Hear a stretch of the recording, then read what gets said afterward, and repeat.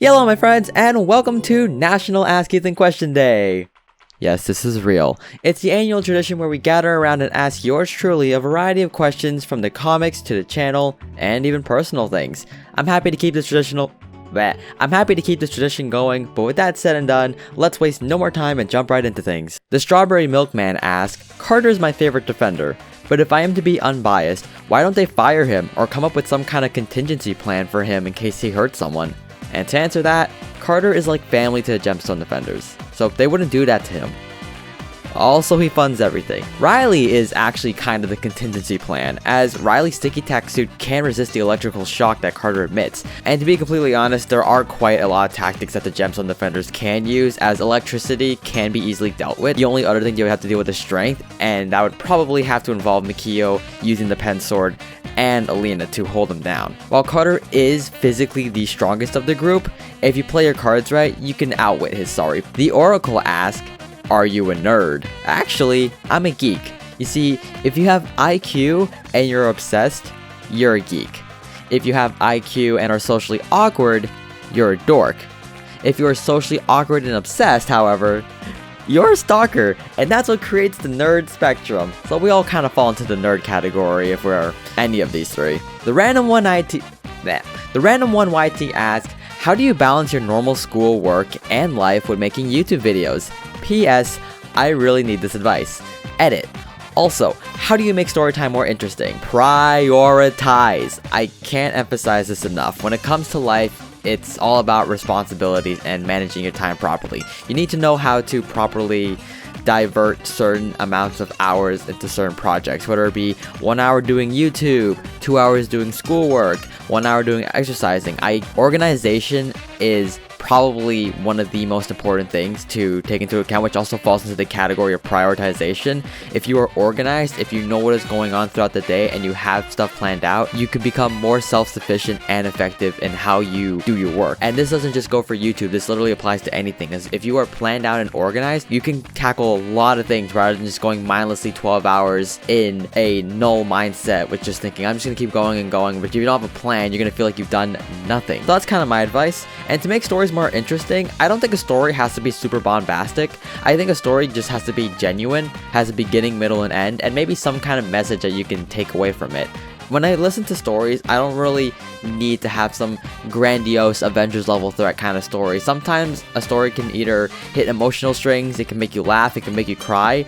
So I guess really some stories can like be attracted towards other people, while some people don't really vibe with it. And that's just kind of how society works, where you can't really please everybody. So some people might enjoy your stories and some people won't. Like for me, I don't think that people enjoy my stuff most of the time, but I think I've been proved time and time again that people do.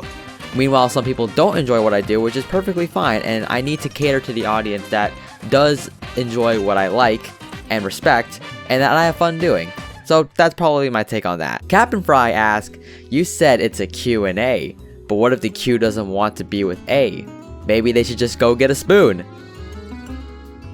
if you don't shut your silly willy. Descendants Dancer 3 asks, why you funny looking? They ask you how you are, you just have to say that you're fine when you're not really. Just kidding. What inspired your comics? Marvel Comics actually inspired me, and to be more specific, Spider-Man. I think a lot of people relate to Spider-Man because of his character, his personality, and what he stands for, and I've always wanted to mimic something like that in the stories, how I saw myself as Spider-Man, but I also wanted to make it a little more keen to myself, which is why I took more inspirations from shinobis and ninjas. I loved ninjas because of how I think they were more grounded, whereas Spider-Man was definitely more of like a superhero type. Ninjas were more realistic in a sense, and I've always been athletic, I've always been able to pull off cool flips and tricks, and I've always just leaned towards more of the ninja side, more of the power than rather than the responsibility, which is, yeah, that's something I definitely did take more heart these days. But definitely Marvel was a huge inspiration, and nowadays I am trying to be better than it, because by the current trajectory, oh my god, it's a good time to be alive, huh? Casey asks,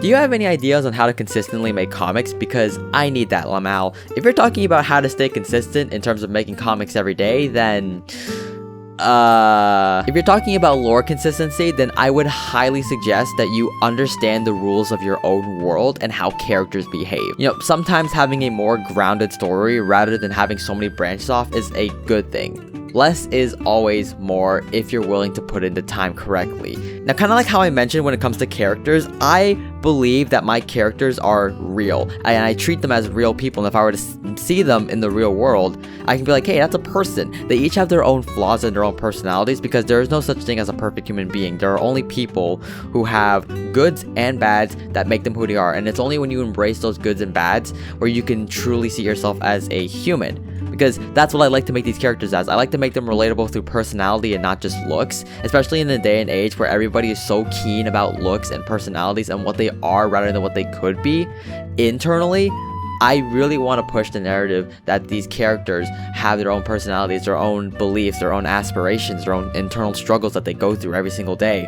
And if you're able to relate to those characters on a more personal scale, then it really allows you to see who they are and allow for other people to relate to those characters in the same way that you do. And in terms of the world, you need to make the world believable. Like Harry Potter has its magic rules. Star Wars is an inconsistent cluster. It has the Force. It has some main gimmick that makes the world so interesting. Like even smaller worlds like Green Hills from Sonic or Hyrule from The Legend of Zelda. You need to make those worlds seem livable and believable and somewhat consistent, because let's be honest, most worlds aren't consistent. So that's kind of my cake in terms of like consistency in the comics. It really just boils down to, you know what you're talking about. Like, you are the historian of your world. You know what goes on. Steak asks, how do you get over your thirst of the spinal fluids of small children?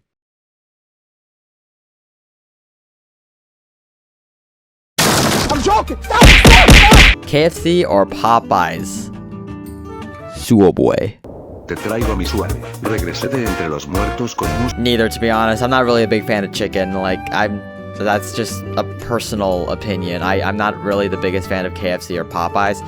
If I have to choose, maybe Popeyes, I guess. Fries taste a little better. I don't really have an opinion on the two of them. I'm more of a Subway kind of guy. The Oracle asked another question.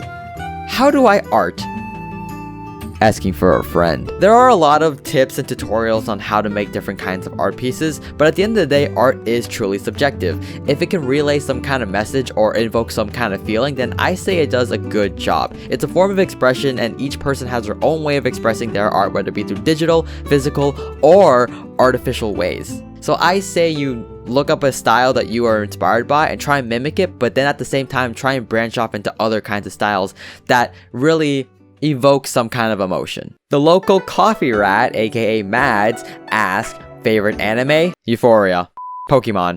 Bunny Girl Senpai. No, censor that. When I first saw this anime, I was in it for the... Yeah, I'm not gonna sugarcoat it.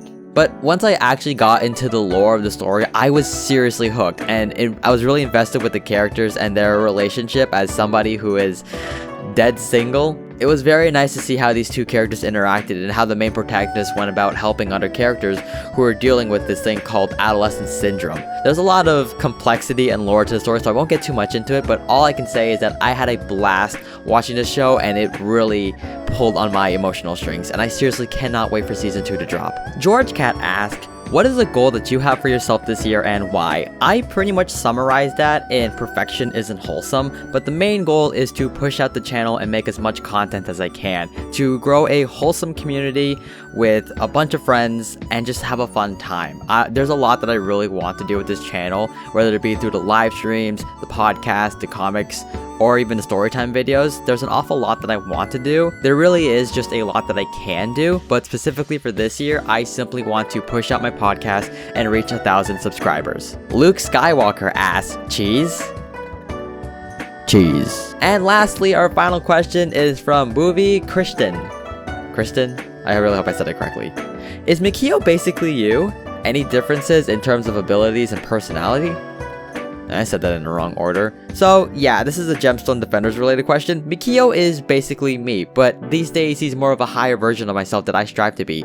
He was reckless and emotional in the beginning, but now he's logical, wise, patient, and self-aware. Always doing what's right and acts as the last line of defense for those who can't protect themselves. And I know you've asked tons of questions, but I've definitely answered those before, which I probably shouldn't have, because then I could make this episode much longer than it has to be. But that actually wraps up all the questions that I received. It is a very very short episode, but it is something that I enjoy doing because it's a nice break from all the other stuff that I do, and especially with the podcast now, I could probably answer even more questions than I have before. If you haven't checked out Ethan's Little Talks yet, I highly recommend checking it down. I'm gonna be completely honest, it has been a wild ride this past few months. Just like doing the live streams, doing the shorts, starting a challenge and then kind of failing it because I backed down. There's been an awful lot. The channel is growing really well and I'm very proud and honored that I'm able to still do this. I love the community that I have. Although we're small, we are passionate. It can only go up from here, but I'm just gonna leave the emotional talk aside for now because you just came for questions. So with that said and done, thank you guys so much for watching. Don't forget to check out the Ethan's Little Talks podcast. Stay safe, stay wholesome, and don't forget to always be creative.